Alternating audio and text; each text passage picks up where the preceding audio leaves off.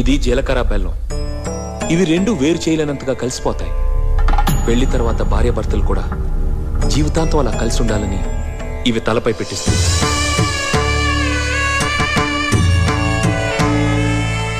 ఇది మంగళసూత్రం. మంగళం అంటే పవిత్రత, సూత్రం అంటే తాడు.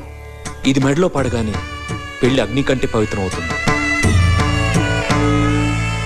పుట్టింటికెళ్తే అత్తారింటిని, అత్తారింటికెళ్తే పుట్టింటిని మర్చిపోకూడదనే 2 బొట్లున్న తాళిని మెడలో కట్టిస్తారు. తలంబ్రాలంటే తలపై నుండి రాలిపడేవి. ఆ ఇంట్లో సిరి సంపదలు కూడా అలా వచ్చి పడాలనే తలంబ్రాలు పోయిస్తారు. 7 అడుగుల్లో ప్రతి అడుగుకి ఒక అర్థం ఉంది. ఒకరి వెంట ఒకరు 7 అడుగులు నడిచి 6వ ప్రాణంగా 5వ తనాన్ని మూటగట్టుకొని 4 దిక్కుల సాక్షిగా 3 ముళ్ల బంధంతో 2 జీవితాలు ఒకటయ్యేదే పెళ్ళంటే.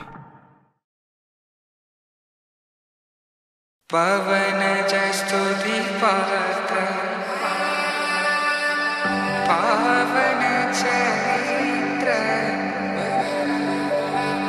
రవి సోమవర నేత్ర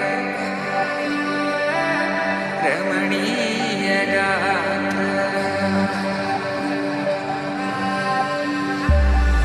సీత కళ్యాణ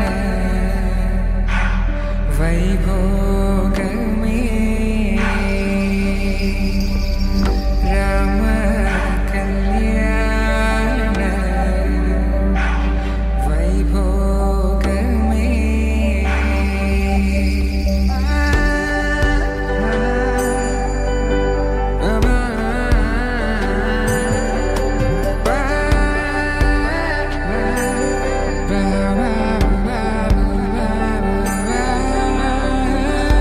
శుభం మనీలా అక్షింతలు అలా దీవెనలతో